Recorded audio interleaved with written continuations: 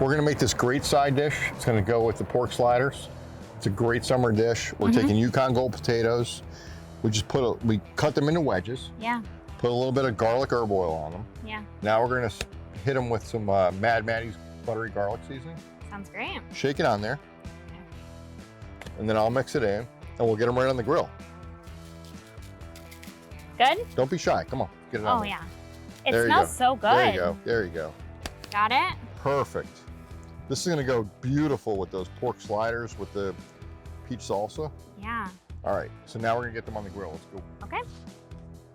You pick this up, I'll throw them on. Yeah, we're gonna get them on the direct side first. Get some nice grill marks on them. You got it? 4 at a time. That's fine, whatever you need to Just do. do this. That's perfect. All right, actually, that's perfect. That looks good.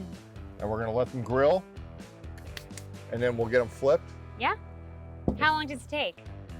15 minutes. Oh, And we're it's gonna nothing. have nice, crispy, fried potato wedges. Yum.